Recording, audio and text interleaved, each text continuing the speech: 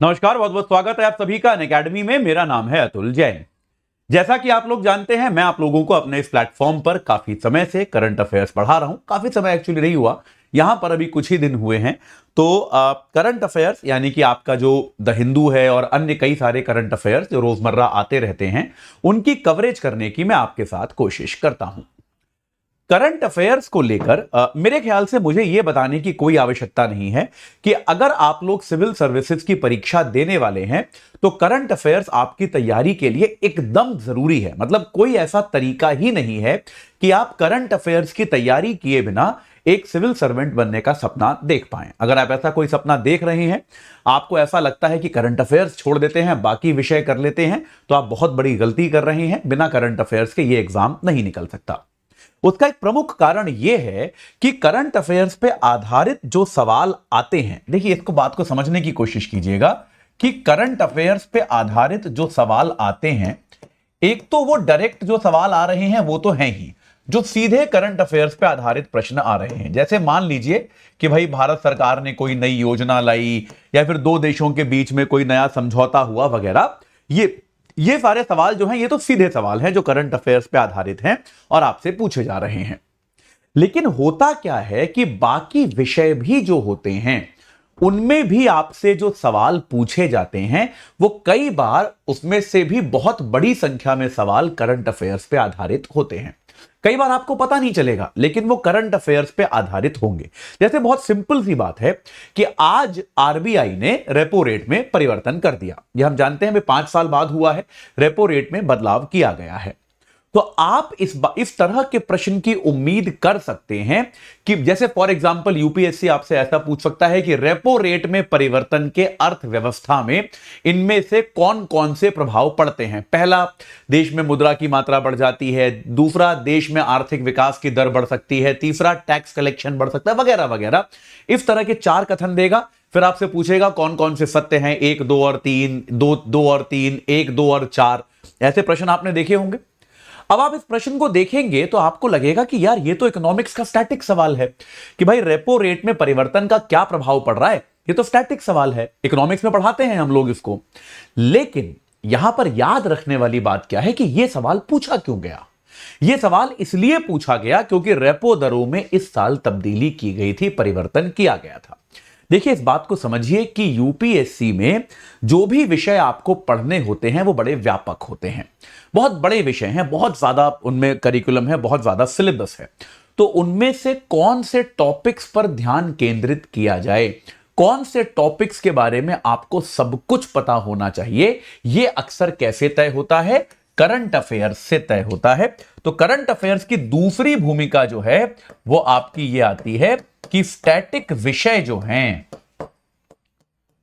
Static विषय में क्या महत्वपूर्ण है, यह बात भी आपको करंट अफेयर्स से ही पता चलती है। क्योंकि यार कोई भी विद्यार्थी, कोई भी टीचर जो है ये दावा नहीं कर सकता कि एक साल में वो सारी इकोनॉमिक्स पढ़ लेगा, सारी पॉलिटी पढ़ लेगा, सारी ज्योग्राफी पढ़ लेगा। ऐसा हो नहीं पाता। तो आपको जो है कुछ इंपॉर्टेंट चीजों पर ज्यादा ध्यान देना पड़ता है। तो वो कौन सी चीजें हैं जो इंपॉर्टेंट है, ये आपको करंट अफेयर्स से ही पता चलता है। ये बात क्लियर हुई। तो ये 2 बिंदु जो है आपको हमेशा याद रखने हैं। सीधे सवाल तो आते ही हैं करंट अफेयर्स से, लेकिन साथ के साथ स्टैटिक विषयों में क्या आएगा यह भी आपको करंट अफेयर्स से अंदाजा मिलता है। तो करंट अफेयर्स आपके लिए बेहद ज्यादा जरूरी है। आप में से कोई भी अगर ऐसी कोई योजना बना रहा है कि भाई करंट अफेयर्स को छोड़ देते हैं, वो कभी और करेंगे या नहीं करते इस साल, तो यार ये गलती मत करना। आप अपने सपने को आग लगा रहे हो। अब आते हैं उस सवाल पे जो शायद मुझसे सबसे ज्यादा पूछा जाने वाला सवाल है कि सर करंट अफेयर्स के नोट्स कैसे बनाएं। ये बात बिल्कुल सही है, करंट अफेयर्स के नोट्स आपके पास होने चाहिए। क्योंकि बहुत सीधी सीधी बात है यार, देखो इस एग्जाम की तैयारी में जिस टॉपिक का, जिस चीज का आप रिवीजन नहीं कर रहे हो, अगर आपने किसी टॉपिक की पुनरावृत्ति नहीं की है, रिवीजन नहीं किया है, तो आप ये मान के चलो कि वो टॉपिक आपका तैयार नहीं है। मैं एकदम क्लियरली आपको बता रहा हूं, अगर आपने रिवीजन नहीं किया है तो वो टॉपिक आपका तैयार नहीं है। टॉपिक मतलब पढ़ाई जो है वो सब कुछ रिवीजन ही है। तो आप अगर नोट्स बनाएंगे तो नोट्स के ये 2 फंक्शन होते हैं, ये याद रखिए। नोट्स किस काम आते हैं? एक तो नोट्स के 2 फंक्शन होते हैं। पहला, तो आप जब नोट्स बनाते हैं तो बनाते समय आपको याद होता है ना। ये फैक्ट है। मतलब आप चाहिए तो एक्सपेरिमेंट करके देख लीजिए कि यार जो चीज एक बार आपने अपने हाथ से किसी नोटबुक पे लिख ली, वो आप लंबे समय तक नहीं भूलने वाले हो। ये आप मतलब मान लो मेरी बात, ये आप एक्सपेरिमेंट करके देख लो। एक चीज किताबों से पढ़ लो लेकिन लिखो मत, और दूसरी चीज ऐसा कर लो कि भाई आप जो है उसको एक बार नोटबुक में लिख लो किसी अपने हाथ से। जो आपने लिखा है वो आपको महीनों तक, वर्षों तक याद रहेगा। ये फैक्ट है। ये एक हमारा दिमाग उस तरह से फोटोग्राफिक इमेज में काम करता है। तो जो चीज आपने लिख ली आपको लंबे समय तक याद रहेगी। पहला फायदा तो ये है। दूसरा फायदा यार ये है, जो है आपका रिवीजन का फायदा, पुनरावृत्ति का फायदा। कि यार मान लीजिए आपने मेरे द्वारा इकोनॉमिक्स पढ़ ली या आपने मेरे द्वारा करंट अफेयर्स पढ़ लिए, अब आपको महीने के अंत में एक बार रिवीजन करना है। तो अब रिवीजन के लिए आप सारे लेक्चर दोबारा देखोगे क्या? इतना टाइम कहां से लाओगे? तो आपको सही सॉलिड नोट्स की आवश्यकता है जिनके माध्यम से आप रिवीजन कर पाए।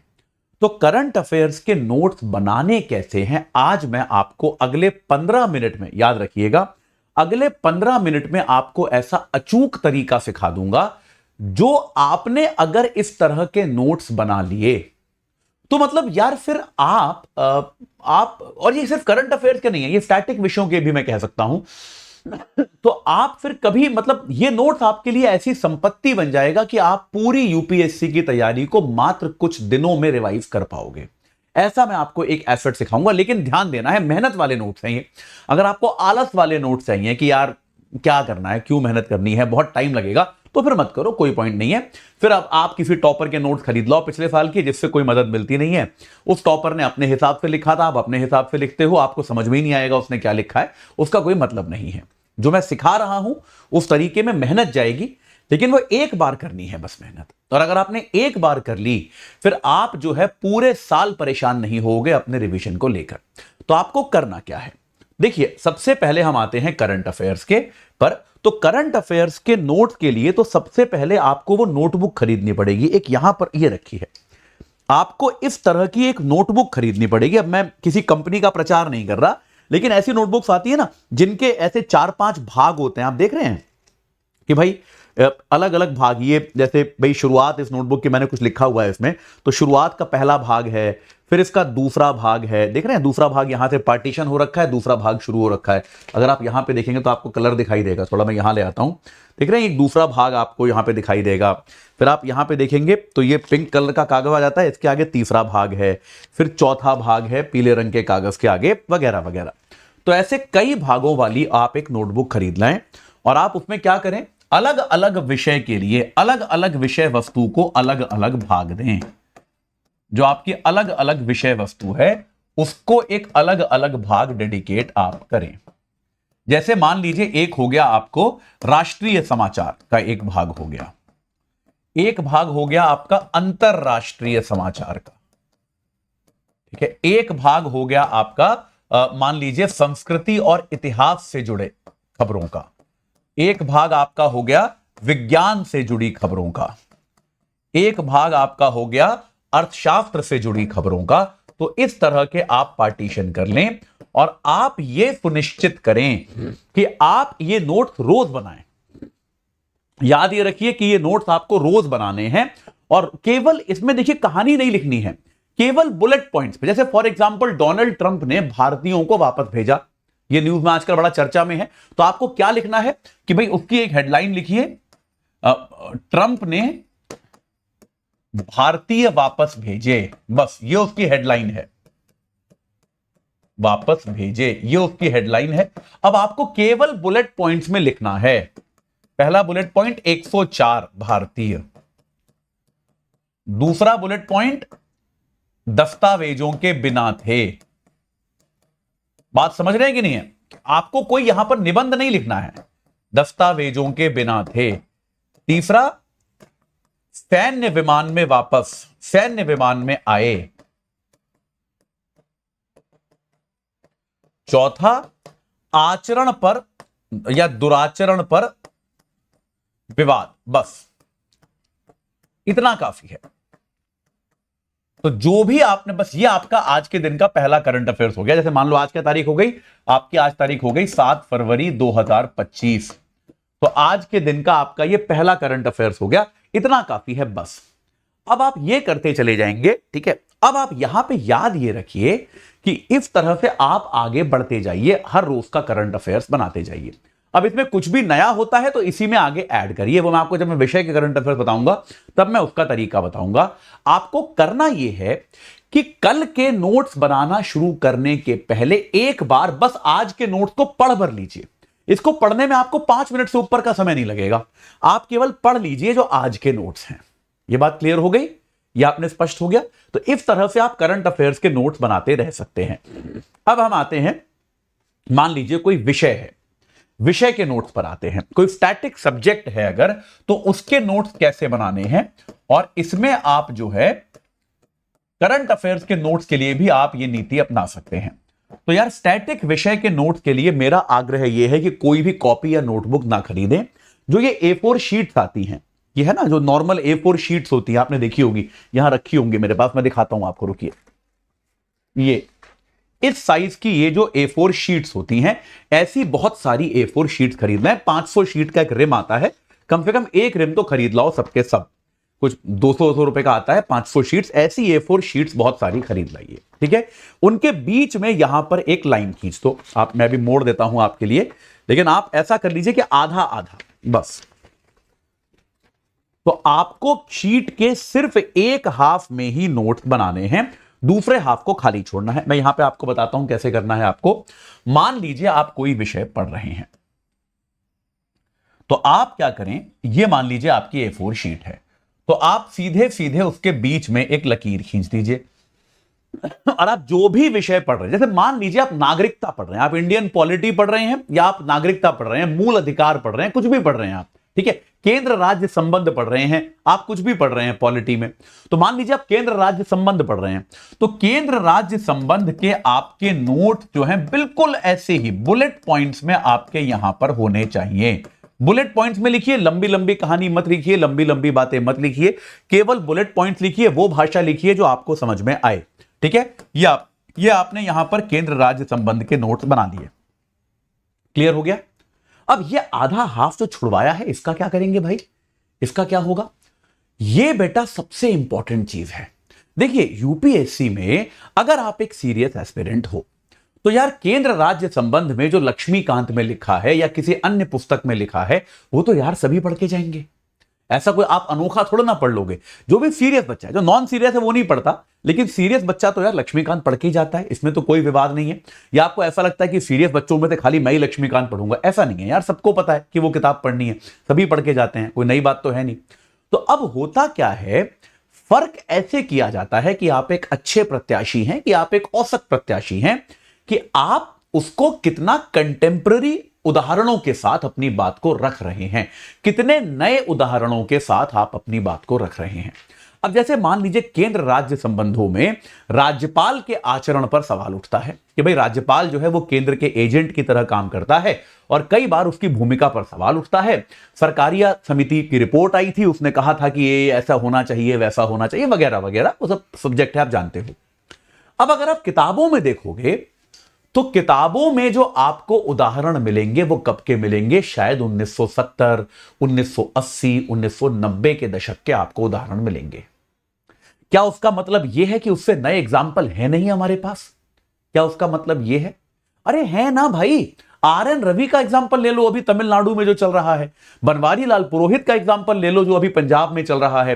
केरल में आरिफ मोहम्मद खान का एग्जाम्पल ले लो। कितने सारे एग्जाम्पल्स हैं यार, जहां पर राज्यपाल के आचरण पर लगातार सवाल उठते रहे हैं।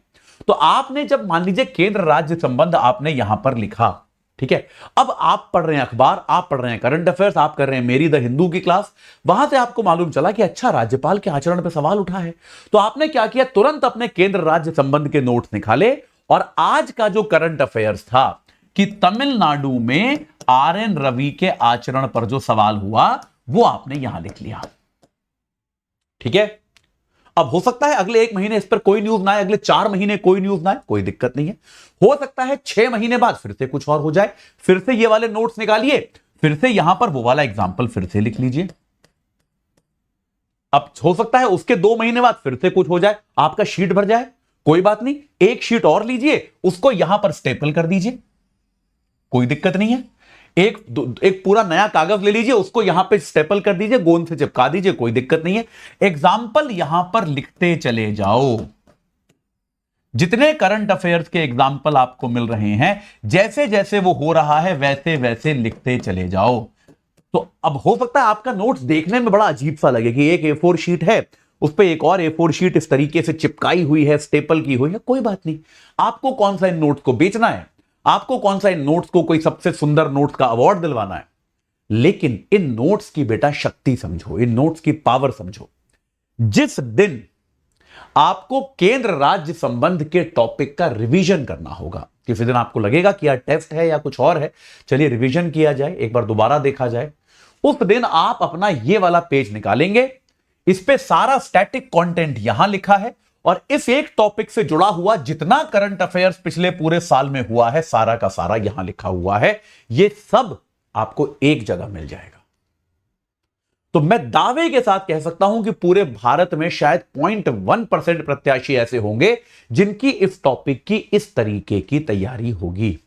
और एक बार इमेजिन कीजिए, यूपीएससी एग्जाम में क्या 2,000-2,500 टॉपिक्स हैं कुल मिलाकर।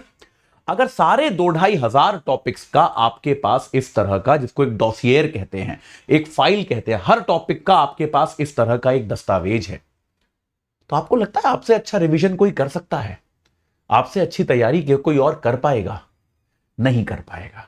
तो ये जो है, ये आपका एक ऐसा एसेट बनेगा, एक ऐसी संपत्ति आपकी ये नोट्स बन जाएंगे कि आप शायद इससे बेहतर नोट्स बनाने का तरीका आप सोच ही नहीं सकते।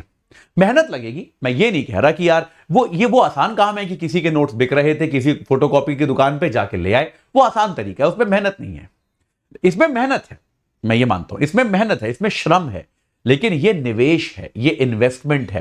सोचिए आपके एग्जाम में 1 महीना बचा है, जिसके पास कोई ढंग के नोट्स नहीं है, वो नोट्स जुगाड़ रहा है, कहीं कहीं से प्राप्त करने की कोशिश कर रहा है, यहां वहां से वीडियो देख रहा है, रिवीजन के लेक्चर्स देख रहा है टीचरों के।